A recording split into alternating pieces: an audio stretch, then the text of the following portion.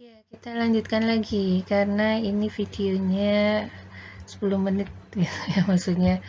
Jadi saya lanjutkan nanti setiap 10 menit itu ya. Oke. Jadi kita sudah sempat membahas bahwa dari pengertian komputer. Di sini menurut Sanders juga bahwa sistem elektronik itu bisa memanipulasi data. Nah, maksudnya manipulasi ini bukan manipulasi yang ada manipulasi istilahnya mencurangi gitu ya.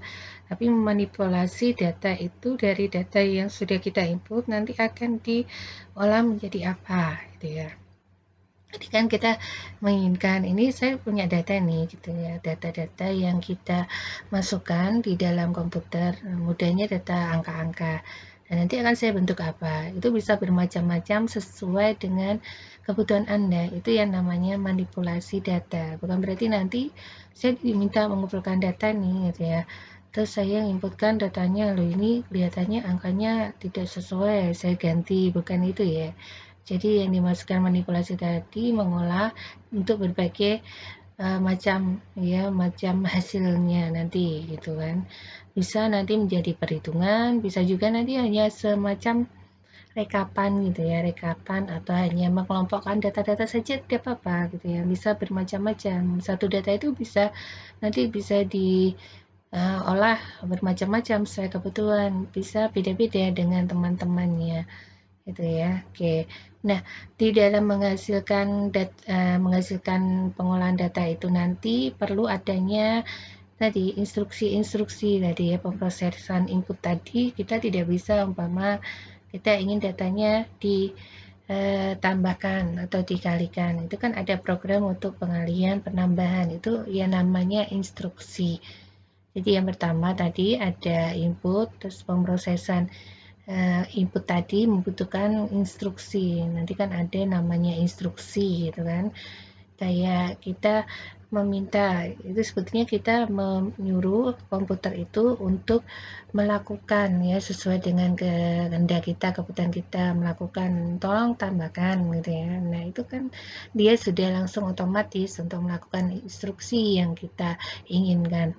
Terus kemudian ada yang namanya memori juga. Nah, komputer itu kan sebagai pengganti orang gitu ya, orang untuk melakukan suatu hal yang tidak bisa dilakukan orang dalam saat ini juga. Contohnya Anda mengetik, terus kemudian menyimpan gitu ya, Anda nulis menyimpan, nah kan pasti kan dihafalkan. Nanti untuk ditanyakan lagi apa yang Anda tulis kan kadang lupa gitu ya. Nah, itu saja kalau kita belajar membaca terus nanti sudah gitu kan. Nanti kalau pas ujian tiba-tiba ada kondisi tertentu Anda lupa. Nah, tapi kalau komputer ini tidak, mereka diciptakan untuk ya hanya menyimpan gitu ya, namanya memori. Kalau kita kan manusia sudah banyak aktivitas gitu ya. Anda pun belajar tidak hanya PTI saja, banyak materi. Nah, ini saja satu hari saja, ini sajalah tulisan ini sajalah. Nanti kalau sudah selesai, Anda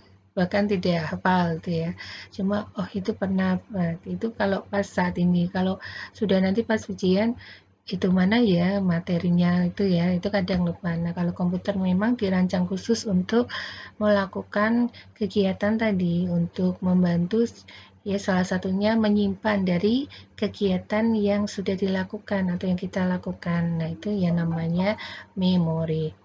Kemudian ya banyak lagi ya secara berbeda komputer, namun pada intinya itu sama. Proses komputer itu yaitu ada input, kemudian proses ya. Jadi dalam komputer itu ada kegiatan input, menerima input gitu ya, atau entry biasanya kalau Anda mudahnya entry data gitu.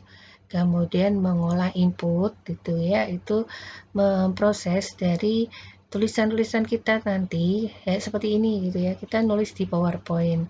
Ini sudah, tapi ini kan akan hilang kalau kita tidak simpan. Nah, tulisan-tulisan nanti akan diproses ya, terus dimasukkan di dalam ya komputer, kemudian disimpan yang namanya memori nanti, kemudian akan nantinya bisa kita lihat kembali gitu ya dari hasil penginputan kita.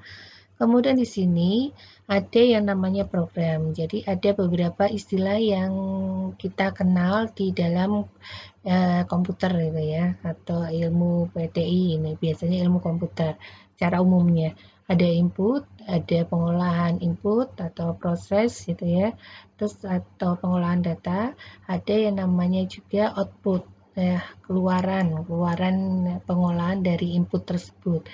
Kemudian ada juga yang nanti namanya instruksi, gitu ya. Instruksi itu berkaitan dengan tadi pengolahan input yang menjalankan ya. Ini mau diarahkan kemana itu namanya instruksi.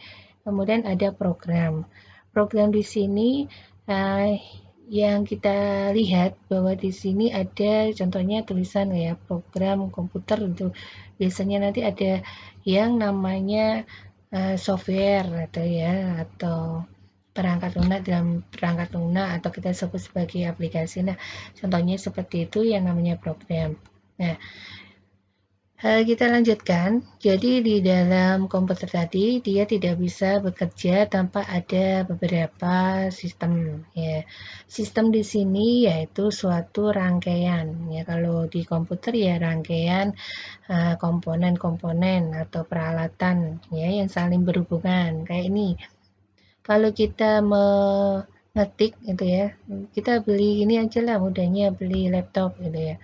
Tentu bentuknya ini ada barangnya yaitu yang namanya perangkat keras gitu kan. Tapi kan perangkat keras ini seperti ini ya, secara fisik yang bisa kita lihat pegang itu tidak bisa berjalan atau tidak bisa digunakan tanpa adanya perangkat lunak atau software. Software itu yang kita lihat gitu ya, yang kita kalau uh, kita hidupkan komputernya, kemudian menyala, kemudian muncul itu ya, muncul ada tulisan atau kalau kita ini ya ada Windows-nya itu operasi sistemnya gitu ya, itu juga termasuk perangkat lunaknya gitu kan. Nah kalau tidak ada itu kan kita tidak bisa bilang ini saya punya laptop, tapi pas digunakan loh mana kok nggak ada apa-apanya gitu ya, cuma barangnya itu cuma fisiknya saja, terus ya kita tidak bisa melakukan aktivitas tadi untuk menginput, terus tidak ada yang memproses, nah itu belum dinamakan sistem komputer. Nah, sudah ada perangkat fisiknya atau kerasnya, sudah ada ini nih, gitu kali hidupkan kita sudah ada softwarenya gitu ya, atau programnya. Tapi kalau tidak ada yang menjalankan, kita biarkan sendiri, tentu kan dia tidak bisa melakukan aktivitas apapun. Nah, itu butuh yang namanya brainware, yaitu manusia ya. Jadi loh ini kan komputer sebagai pengganti manusia, masa ada manusia? Manusia itu sebagai operator atau yang melakukan atau yang mengatur, ya yang menyuruh atau tadi memberikan instruksi apa kepada komputer. Komputer dia kan semacam ya perangkat yang dia nanti akan bekerja kalau diperintah gitu ya, digunakan. Nah, kalau tidak ada manusia ya sudah, ya namanya sistem komputer tidak jalan gitu ya. Jadi ya namanya sistem ini dari ketiga komponen ya ware itu ya hardware, software dan brainware itu harus saling berkaitan, bekerja sama gitu ya. Jadi nanti kalau Anda diminta untuk menjelaskan sistem komputer itu ya tiga komponen ini harus Anda jelaskan. Jadi tidak bisa satu, oh apa ya komputer ya, oh, tahunya ya keyboard, monitor, itu kan merupakan jenis-jenis dari perangkat kerasnya gitu ya. Nah, kemudian di sini kita lihat gitu ya, ada struktur fungsi komputer. Nah, apa itu ya namanya data ya bus ya, bus itu biasa tulisan bus ya, data bus. Kemudian ada memori, ada ya namanya CPU, ada yang port. Nah, ini yang komponen. Jadi di dalam sistem itu nanti yang perangkat keras. Perangkat keras itu kan ada beberapa komponen. Komponen itu bagian-bagian gitu ya, ya bagian-bagian yang kecil-kecil atau bagian-bagian yang membentuk perangkat keras. Contohnya perangkat keras itu kan laptop ini. Tapi laptop itu kan kita tidak bisa mengetik kalau tidak ada keyboard.